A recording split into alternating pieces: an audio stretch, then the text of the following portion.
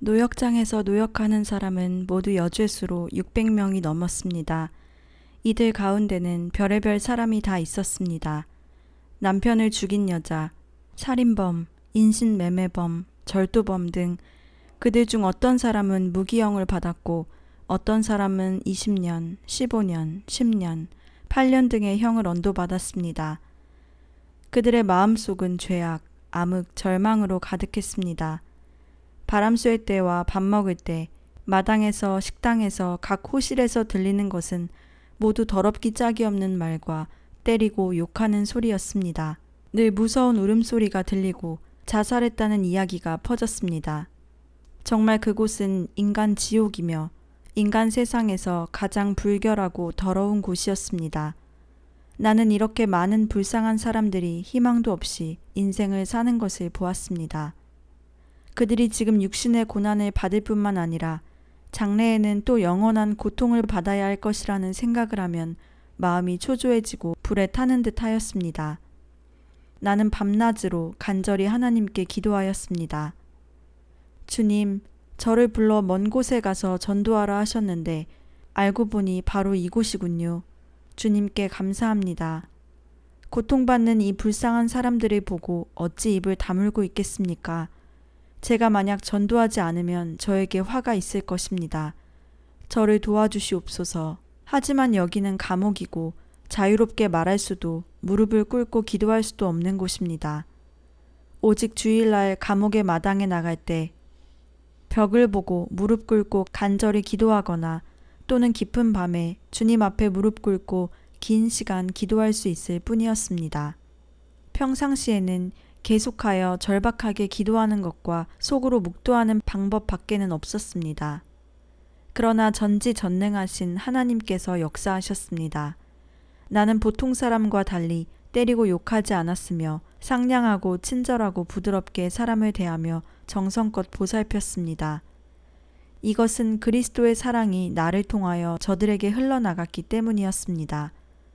수많은 사람들이 나를 가까이 하였고 나는 그 기회를 틈타 전도하였으며 많은 사람들이 다 눈물을 흘리며 예수님을 영접하였습니다. 나는 바람 쐬고 밥 먹고 화장실에 가거나 특별히 영화나 TV를 보는 시간에 기회를 봐서 그들에게 복음을 전했으며 그들을 이끌고 기도하였습니다. 그리고 성경 구절, 찬송가를 노트에 써서 그들에게 나누어 주었습니다. 그들의 삶은 변화하기 시작했습니다. 온 감방이 변하기 시작할 때 어떤 죄수들은 비록 복음을 받아들이지는 않았지만 매번 어려움을 당하거나 집에 큰일이 일어났을 때 꼭 나를 찾았습니다. 나는 그들을 위로하고 인도해 주었습니다. 그들은 마음을 놓았으며 평안을 얻었습니다. 주님은 사람들이 구원받을 수 있도록 계속적으로 역사하셨습니다. 내가 처음 왔을 때 감방 안에 20명이 있었는데 그 중에서 15명이 회개하고 새로운 생명을 얻었습니다. 그때 내가 있는 곳은 제2감옥으로 환경이 아주 나빴습니다. 간수들은 죄수들을 엄격히 관리하였으며 전도하거나 기도하는 것이 일단 발각되면 큰 고통을 겪어야 했습니다. 하나님은 나의 연약함을 알고 매번 나를 인도하셨습니다. 후에 나는 제5감옥으로 옮겨졌습니다. 이 감옥은 하남성의 대평원에 자리 잡고 있었습니다.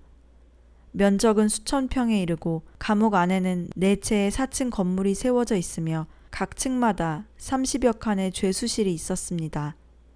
큰 건물의 서쪽 면과 동쪽 면은 죄수들이 노동하는 큰 공장이고 남쪽 면에 정문 가까이 있는 건물은 간부의 사무실이었습니다. 그때가 한창 늦가을이라 꽃은 시들고 잎은 떨어져 아주 처량하고 쓸쓸한 전경이었습니다. 감옥 주위에는 높이 7m, 길이 3km로 된 담벽이 감옥 안과 밖을 완전히 갈라놓았습니다.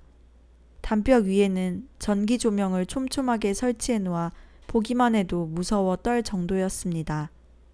여기는 본래 죽은 사람을 매장하는 공동묘지였습니다.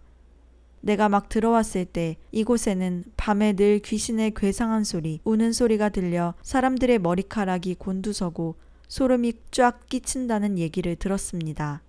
감옥에는 몇백 명의 간수들과 각 대대의 대대장, 분대장, 생활지도과장, 감옥장들이 있었는데 그들도 모두 여자였습니다. 감옥장은 대략 50세쯤이었고 죄인의 개조 공작을 책임진 지 여러 해 되어 많은 경험을 갖고 있었으며 사람을 부드럽게 대하고 말을 세심하게 하면서 심리적으로 길을 꺾는 일을 잘하였습니다. 우리 분대장은 모든 사람이 존경하는 좋은 사람이었습니다. 그녀는 중간 체격의 얼굴에 갸름하고 눈은 커 비록 40세가 넘었지만 보기에는 아주 젊고 예뻤고 얼굴에는 늘 미소를 띠고 있었습니다. 그리고 딱딱한 자태가 조금도 없었으며 사람을 잘 보살펴주고 죄수들의 생활에 많은 관심을 기울였습니다. 매번 명절 때마다 그녀는 사탕, 과자, 사과 등을 죄수들에게 나누어 주어 죄수들이 감동을 받아 눈물을 흘리곤 하였습니다. 그러나 불쌍하게도 그들은 하나님을 알지 못하고 법률이나 감옥이나 혹형이 무엇 때문에 사람의 마음을 개조하지 못하는지 알지 못했습니다. 내가 몇 년의 감옥 생활에서 몇 번이나 그녀를 전도하려 했지만 아쉽게도 계속 기회가 없었고 지금까지 나는 마음속에 가책을 느끼고 있습니다. 감옥 안의 생활지도과장은 이곳의 실권을 잡고 있는 인물이며 나이는 40이 넘었고 많이 여위어 피골이 상접하였습니다.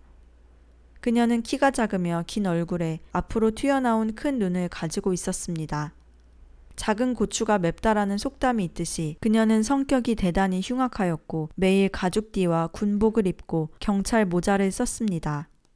길을 걸으면서도 위세를 부렸고 대단히 우쭐했으며 손에는 늘 전기봉을 들고 마치 유령처럼 이곳저곳을 다녔습니다. 그녀의 안경에서 발산되는 한 가닥의 흉흉한 눈빛은 죄수들의 몸을 이리저리 쏘아봤으며 죄수들이 조금만 부주의하면 때리거나 욕하였습니다. 그리고 자주 전기봉으로 사람을 때렸습니다. 우리 자매들은 그녀의 손에 적지 않은 고통을 받았습니다. 매번 핍박은 거의 다 그녀가 한 것이었습니다. 죄수들은 그녀가 오는 것을 보기만 해도 숨을 죽이고 온 힘을 다해 일하였으며 감히 그녀를 똑바로 쳐다보지도 못했습니다. 그녀의 손에 있는 그 무서운 형구가 언제라도 그들의 몸에 떨어질까봐 무서웠기 때문입니다. 그렇지만 그녀가 일단 떠나면 믿지 않는 죄수들은 그녀를 주왕이라고 욕하였습니다. 내가 감옥에 들어간 지 얼마 되지 않아 정부는 또 복음을 전하다 잡혀온 자매 몇 명을 수감하였습니다. 그 가운데 길 자매가 있었습니다. 그녀도 하나님이 감옥에서 전도하라고 보낸 사람으로 비록 이곳에 온 지 얼마 안 되었지만 이미 많은 사람을 이끌어 주님을 믿게 했습니다. 하루는 길자매가 전도한 젊은 자매가 빨래를 하다가 나를 보았습니다. 그녀는 눈물을 흘리며 나에게 말했습니다. 저는 하나님의 말씀을 대단히 흠모합니다. 저에게 성경 한 권을 구해줄 수 없나요? 염려 마세요. 하나님이 당신에게 예비해 주실 거예요. 나는 크게 기뻐하며 그녀에게 노트 한 권을 주었고 그 노트에는 많은 성경 구절이 베껴져 있었습니다. 그녀는 뛸 듯이 기뻐했습니다. 이틀이 지나 바람을 쏘일 때 그녀가 나를 찾아와서 노트를 교묘히 나의 호주머니에 찔러 넣더니 간절히 말했습니다. 자매님, 저는 성경이 급히 필요합니다. 나는 그녀의 요구에 응답했고 곧 그녀를 위해 한 권의 새로운 성경을 준비해 주었습니다. 그녀는 성경을 받은 후 낮에는 긴 시간의 힘든 노동과 많은 사람들의 관리와 감시로 손을 댈 수가 없었기에 밤에 죄수들이 다 잠든 틈을 타 이불 속에 엎드려 전등빛이 이불 구멍으로 비추어 들게 하여 필사적으로 베끼고 또 베꼈습니다. 몇 시간의 심한 노동으로 이미 그녀의 신체는 피로가 극에 달하였으며 뼈를 찌르는 찬바람이 불룩한 이불 속으로 파고들어와 그녀는 몸이 얼어서 이빨이 부딪힐 정도였습니다. 하지만 그녀는 자매들의 필요를 생각하면 이 기회를 놓칠 수 없었기에 얼어서 붉게 된 손으로 연필을 꽉 잡고 베껴 내려갔습니다. 한 줄 한 줄의 고운 글씨로 고귀한 성경 말씀이 쓰여졌고 한 권 한 권의 생명의 양식을 가득 담은 노트가 그녀의 손에서 전해졌습니다. 밤이 깊자 졸음이 그녀에게 계속해서 몰려들고 눈꺼풀이 서서히 내려왔으며 연필은 그녀의 손에서 떨어졌습니다. 갑자기 그녀의 눈앞에 어떤 자매들이 손을 내밀며 그녀에게 생명을 구걸하는 모습이 나타나는 것 같았습니다. 그녀는 즉시 깨어 다시 연필을 잡고 성경을 베꼈습니다. 새벽 2시, 3시가 지나고 있었습니다. 이 손으로 베낀 성경은 한 권 한 권씩 각 호실에 전해졌습니다. 자매들은 매우 감동하여 주님 앞에 무릎 꿇고 굶주리고 목마른 양같이 읽어내려갔습니다. 낮에 죄수들이 앞다투어 밥 먹으러 가는 틈을 타 그들이 몇 분 늦게까지 바람을 쏘일 수 있을 때 어떤 사람은 아예 나가지 않고 호실에 남아 성경을 읽었으며 어떤 때에는 변소가는 기회를 이용하거나 또는 밤에 이불 속에서 분초를 다투며 읽고 또 읽어 내려갔습니다. 하여튼 그들은 어느 기회라도 잡을 수 있으면 모든 시간을 이용하여 침착하게 성경 말씀에 몰두했습니다. 오늘날 자유민주주의 국가에서는 그렇게 많은 크고 작은 다양한 성경책들, 심지어 가죽 성경도 있지만 성실하게 시간을 내어서 읽는 사람은 드물 것입니다. 그러나 감옥에 있는 자매들은 절실히 성경을 요구하였습니다. 1983년 후반, 특별히 성자매가 감옥에 들어온 후 감옥 안의 죄수들은 계속 증가하여 4천여 명이나 되었습니다. 길자매는 나와 연락하여 각 호실의 자매들이 금식기도 하도록 했습니다. 감옥의 대부흥을 위하여 기도하며 감옥이 주의 교회로 변하게 하자는 것이었습니다. 많은 자매들의 눈물과 간절한 부르짖음이 주님 앞에 상달되어 하나님의 기묘한 일이 감옥에서 전개되었습니다. 성령님은 이미 믿는 자매들을 통해 모든 위험을 무릅쓰고 모든 사람들에게 복음을 전하셨습니다. 많은 죄인이 주께 죄를 인정하고 회개했으며 더럽고 경건치 못한 심령들이 주님의 보혈로 깨끗이 씻김을 받았습니다. 그리고 많은 당국자들도 예수님을 영접하였습니다. 1984년은 감옥 내 복음이 부흥한 시기였습니다. 정말 상상할 수 없이 믿는 자의 수가 늘어서 마치 한 그루의 큰 포도나무에 열매가 주렁주렁 달려 헤아릴 수 없을 정도였습니다. 당국의 정책은 실패했습니다. 더럽기 짝이 없는 감옥은 주님의 사랑으로 가득 찼습니다. 암흑이 달아났고 광명이 왔습니다. 온 감옥에서 들리는 것은 이전처럼 더러운 욕짓거리, 음탕한 소리, 절망의 소리가 아니었고 할렐루야로 찬양하는 소리였으며 기뻐하는 찬양 소리, 하나님과 교통하는 기도 소리였습니다. 자매들은 만나면 할렐루야 주님을 찬양합니다. 할렐루야 아멘 하였고 어디에서나 할렐루야가 인사였습니다. 휴식 시간에 보면 여기저기 한 무리 한 무리가 모두 우리 자매들이었습니다. 어떤 사람들은 마음을 합하여 기도하고 어떤 사람들은 성경을 읽고 얻은 은혜를 나누며 어떤 사람들은 심령이 하나님과 교통하고 어떤 사람들은 찬송가를 배웠습니다. 더 이상 이곳은 감옥이 아니라 천국이었습니다. 특히 제1대대는 죄수 대부분이 모두 주님을 믿었습니다. 어느 한 호실에는 28명 모두 주님을 믿었습니다. 그들은 매일 기도하고 찬양을 부르며 성경을 연구하고 공부했습니다. 잊지 말아야 할 것은 이곳은 무신론 국가라는 것입니다. 그들은 미친 듯이 교회를 핍박하고 많은 하나님의 종을 살해하였으며 하나님의 자녀들을 능욕하였습니다. 감옥에 있는 죄수들이 예수님을 믿어 감옥을 천지개벽하게 만들어 놓은 것을 어느 누가 가만두겠습니까? 이때 마귀는 한 악인을 이용하였습니다. 그녀는 영시에서 12년 판결을 받은 죄인이었습니다. 그녀는 공을 세워 형기를 줄이려고 늘 우리의 정황을 당국에 보고하곤 했습니다. 얼마 지나지 않아 자매들은 핍박을 받았습니다. 사실 평상시에도 자매들은 주님으로 인해 적지 않은 처벌을 받아왔습니다. 핍박이 시작되기 전 하나님은 우리들에게 이 사실을 미리 계시하셨습니다. 그래서 우리는 성경을 매우 교묘하게 감옥 밖으로 옮겼습니다.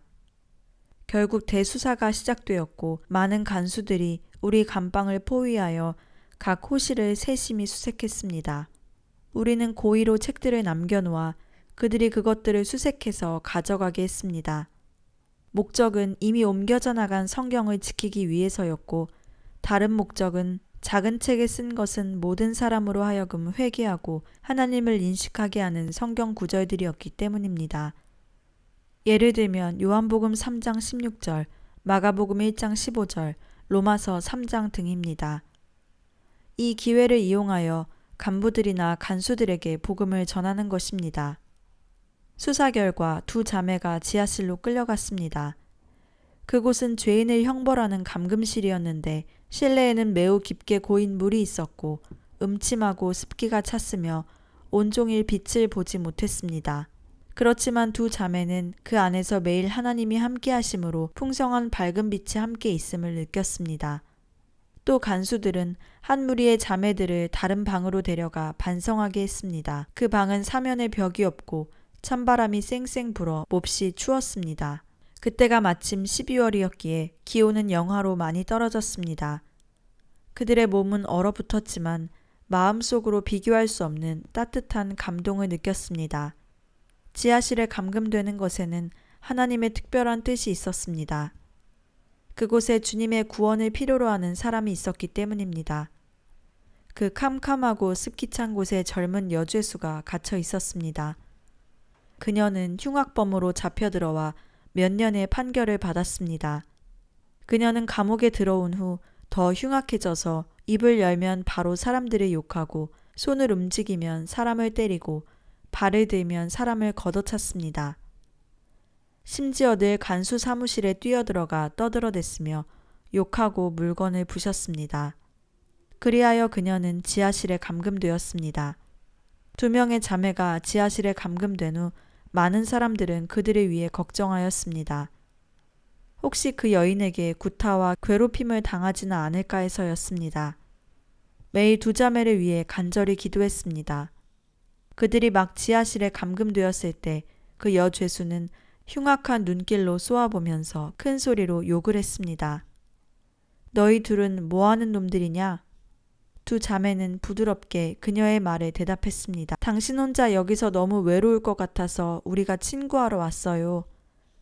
그녀는 두 자매의 몸에서 한 줄기의 빛이 나오는 것을 느끼고 더 이상 소리치지 않았습니다. 두 자매는 금식 기도하며 음식을 그녀에게 주었습니다. 감금실에 갇힌 사람은 배불리 먹지 못하는 상황이라 그녀는 몹시 감동하였고 두 자매는 기회를 봐서 그녀를 전도하였습니다. 기적이 일어났습니다. 그녀는 하나님의 말씀을 받아들였고 무릎 꿇고 주께 통곡하며 죄를 시인하고 회개하여 그리스도인이 되었습니다. 20여일 지나 그들은 모두 지하실에서 원래 있던 곳으로 돌아왔습니다. 그 여죄수는 이미 새로운 사람으로 변해 있었습니다. 많은 죄수들이 와서 그녀에게 물었습니다. 당신이 웬일로 사람을 때리지 않고 욕하지 않는 거죠? 미안합니다. 전에는 예수님을 몰랐기에 늘 당신들을 때렸지요. 당신들에게 용서를 빕니다. 지금 제가 주님을 믿으니 다시는 사람을 때리지 않고 욕하지 않겠습니다. 그녀는 깊이 유감의 뜻을 표했고 마음의 가책을 느낀다고 대답했습니다. 사람들은 그 말을 듣고 모두 놀라움을 금치 못했습니다.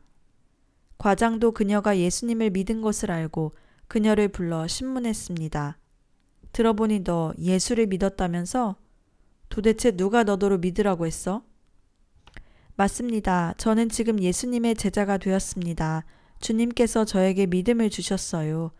그녀는 매우 통쾌하게 대답했습니다.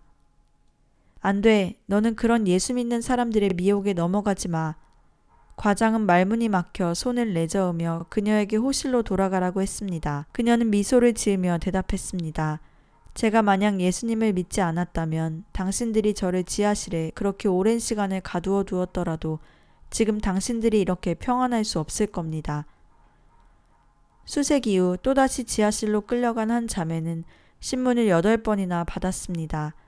그렇지만 성령님이 그녀의 마음에 계셔서 예수님이 빌라도 앞에서 신문 받을 때의 태도를 배우게 했으며 매번 그녀는 입을 다물고 대답하지 않았습니다. 과장은 큰 소리로 고함쳤습니다. 말해봐. 누가 너더러 예수를 믿으라 했어? 성경은 어디서 난 것이고? 그녀는 계속해서 입을 꼭 다물고 열지 않았습니다. 과장은 화가 치밀었습니다. 오늘 너 입을 열지 않으면 죽여버릴 테야. 죄수가 감히 내 앞에서 8번이나 입을 열지 않다니. 그녀는 여전히 대답하지 않았으며 마음속으로 간절히 기도하며 하나님이 도와주시기를 구했습니다. 이때 간수는 길고 큰 전기봉 하나를 가져와 스위치를 최대에 맞추고 잔혹하게 그녀의 몸을 내리쳤습니다. 평상시 같으면 스위치를 소량에 놓아도 즉시 화상이 가슴을 꿰뚫는 것 같이 몹시 고통스러워 까무러 쳤을 텐데 오늘은 이 무서운 형구가 자매의 몸을 쳤는데도 그 위력이 전혀 나타나지 않았습니다. 그 자매는 아무런 고통도 느끼지 않았습니다. 간수는 너무 놀라 전기봉을 돌려 옆에 있던 개의 몸을 쳐보았습니다. 개는 즉시 비명을 지르고 거품을 내며 땅에 거꾸러졌습니다. 간수는 놀라고 당황하여 할 수 없이 그 자매를 다시 지하실로 내려보냈습니다. 그 자매는 지하실로 가는 길 내내 노래를 불렀습니다. 그녀는 지하실에 도착하자마자 곧 무릎을 꿇고 마음속이 은혜로 가득 차 할렐루야를 크게 부르며 주님께 감사 기도하였습니다. 주님, 당신은 정말로 자애로우시며 우리 기도의 응답을 잊지 않으시는 분입니다. 우리가 시험당할 때 우리에게 피할 길을 주시고 그 어려움을 이겨내게 하십니다. 1층에 사는 자매 한 명이 있었는데 그녀는 매우 젊었고 자매들을 위해 성경과 찬송가를 베끼다 고발되었습니다. 그녀는 신문 받을 때 모든 질의를 부인하였고 다 모른다고 대답했습니다. 간수들이 위협하고 유혹하고 심지어 때려도 그녀는 조금도 두려워하지 않았습니다. 결국 그녀의 두 손에 수갑이 채워졌습니다. 이 추운 겨울에 매일 수갑을 차고 있는 상태로 밥을 먹거나 변소에 가는 것이 정말로 얼마나 어려운 일입니까? 우리들이 자는 곳은 격자무늬 천으로 된 침상이며 아래 침상은 모두 연세가 많은 분들이 자고 젊은 사람들은 모두 위 침상에서 잤습니다. 이 자매는 수갑을 차고 있었기에 매번 위 침상에 기어 올라가 자는 것이 무척 힘들었습니다. 힘을 쓰지 않으면 올라가지 못하고 힘을 쓰면 수갑이 그녀의 살을 씹어 아파서 온몸에 식은땀이 났습니다. 그녀가 있는 호실에 아직 일부분은 주님을 믿지 않은 죄수들이었고 그들은 모두 조용하게 말했습니다. 너는 늘 너의 주는 진짜이고 살아있으며 전지전능하신 분이라고 말하는데 여기 와서 너의 수갑을 열어보라고 해봐. 그들은 매일 이렇게 그녀와 주님을 비방하였습니다. 어느 하루 저녁 그녀는 주 앞에 통곡하며 애원하였습니다. 주여, 저는 주님으로 인해 묶이고 수갑이 채워지는 것을 마땅히 여기고 있습니다. 하지만 주님의 이름이 더 이상 사람들에게 모욕당하지 않기 위해 그리고 더욱더 많은 사람들이 당신을 믿게 하기 위해 기도합니다. 저의 수갑을 열어주옵소서. 주여, 주님이 그때 베드로의 몸에 있는 쇠사슬을 열어서 떨어지게 했듯이 오늘 저의 쇠사슬도 끊어지게 하여 주옵소서. 당신은 베드로의 하나님일 뿐 아니라 저의 하나님이십니다. 기도가 끝나자 하나님은 즉시 그녀의 수갑을 열어주셨습니다.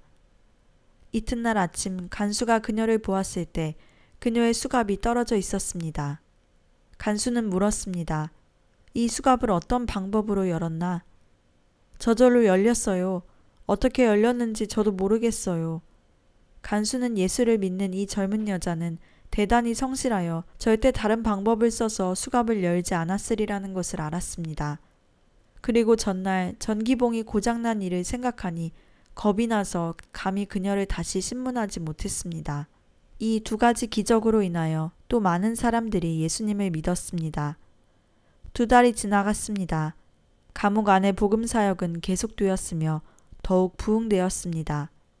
복음의 열기가 감옥 안에서 열렬히 타올랐고 믿는 사람들이 계속 증가하였으며 이 감옥은 새로운 세상이 되어 많은 죄인들이 회개하고 주님을 믿었습니다. 당국은 몹시 당황해하였고 관리는 갈수록 엄해졌습니다. 그리고 간수들의 입에서 더욱더 큰 핍박이 뒤따를 것이고 예수님을 믿는 지도자급 자매들에게 형량이 더 가하여진다는 소리를 들었습니다. 모든 자매들은 금식하고 간절히 이 일을 위해 기도했으며 하나님이 자기들에게 믿음과 힘을 더하여 주실 것을 구했습니다. 1984년 11월 어느 날 아침 하늘이 이상하게 음침하였고 매섭고 추운 바람이 하남성 대평원의 서북 방향에서부터 휘몰아쳐 이 여자 감옥을 덮쳤습니다. 얼마 되지 않아 눈보라가 각 층의 유리창을 치며 정원에 있는 시들어진 화목을 흔들어 깨웠습니다. 간수들은 그날 특별히 일찍 일어났습니다. 각 사람마다 군경 모자를 쓰고 번듯한 경찰복을 입었으며 허리에 가죽띠를 띠고 손에는 전기봉 또는 총을 들고 감옥 주위를 왔다 갔다 하였습니다. 어떤 일이 발생할지 몰라 죄수들은 대단히 긴장하였습니다. 자매들의 마음도 몹시 긴장되었으며 오늘은 전에 없는 심상치 않은 일이 일어날 것 같은 예감이었습니다.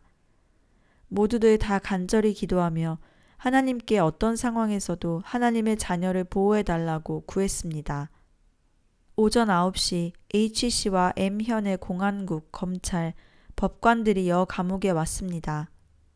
감옥 안에 책상을 한 줄로 마련해 놓고 국장, 검찰장, 법원장, 과장, 비서장, 비서들은 모두 위풍당당하고 흉악한 눈길로 쏘아보며 앉아 있었고 모든 죄수들을 불러와 땅에 앉게 했습니다.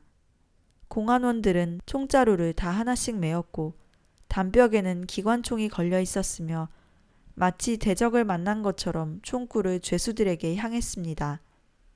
회장 안은 음침하고 적막했으며 몇천 명의 대회장은 쥐 죽은 듯 조용하였습니다. 비판 투쟁 대회를 시작합니다. 확성기에서는 회의 진행자의 엄숙하고 차가운 목소리가 들려왔습니다.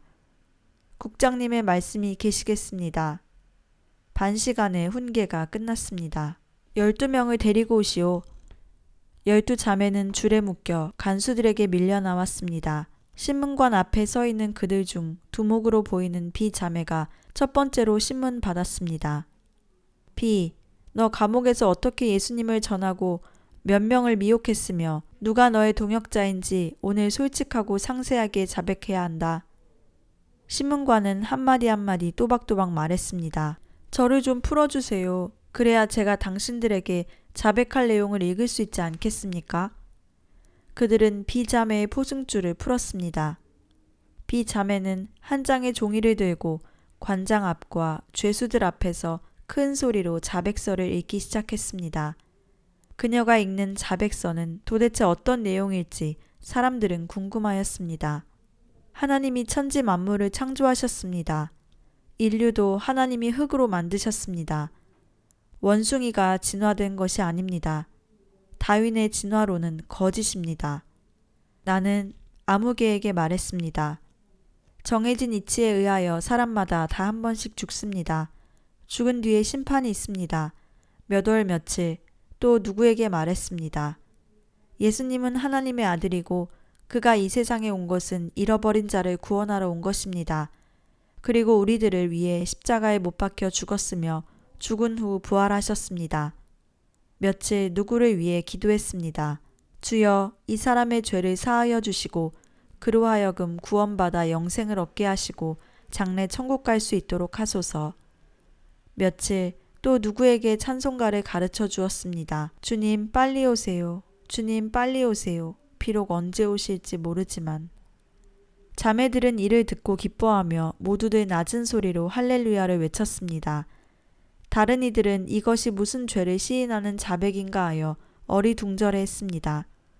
이것은 관리들을 전도하기 위한 것이었습니다. 관리들은 이 자백을 듣자 대단히 화가 났습니다. 이것은 우리를 향해 말한 것이 아닌가? 설마 우리더러 기독교인이 되라고 하는 것은 아니겠지?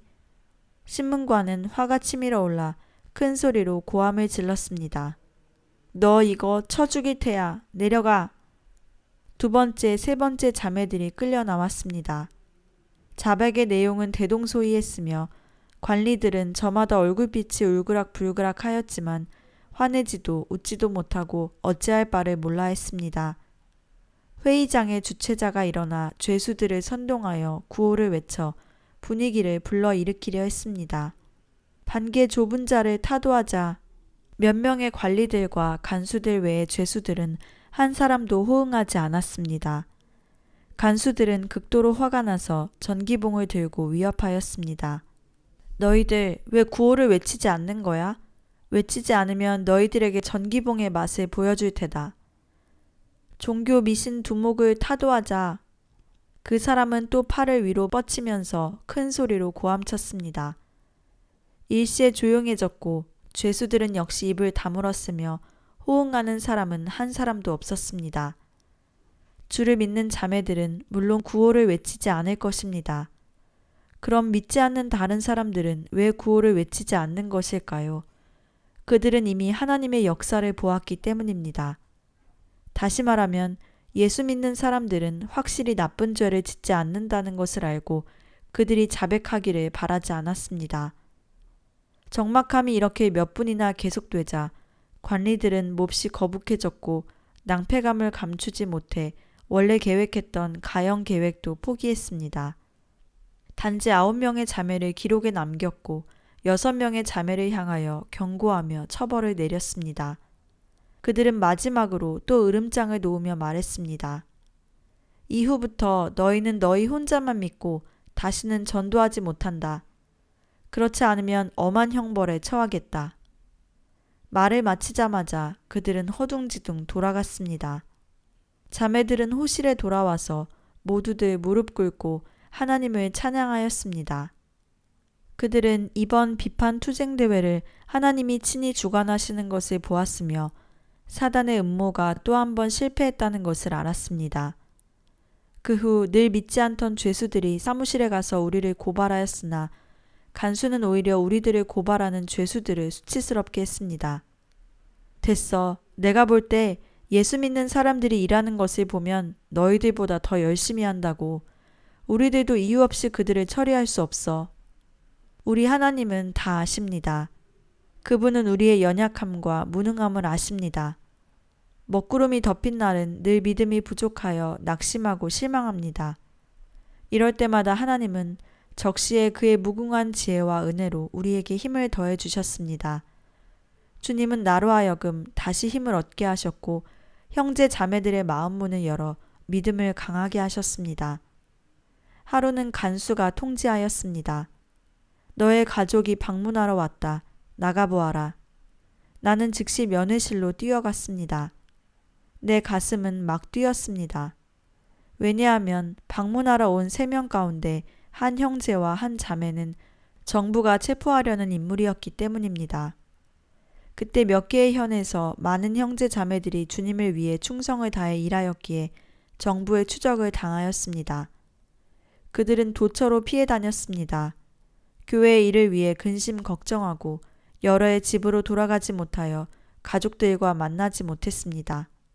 듣건대 그 중에 6명은 일단 체포되면 주님을 위해 순교할 각오까지 되어 있다고 했습니다. 오늘 나를 보러 온 2명은 바로 그 6명의 형제들 중에 2사람이었습니다. 이런 상황에서 어찌 내 가슴이 격동되지 않겠습니까? 우리들이 대면할 때 간수들 여러 명이 옆에서 감시하였습니다. 우리들은 많은 말을 나누지는 못하였지만 그들의 확고한 신념, 굳은 의지, 침착한 눈길은 나에게 큰 힘을 주었습니다. 그들은 나의 손을 꼭 잡고 친절히 말했습니다. 자매님, 마음을 놓으세요. 여기에서 힘써 일하여 충성되고 좋은 열매를 거두시기 바랍니다. 집에 있는 아이들은 하나님이 잘 돌보실 것입니다.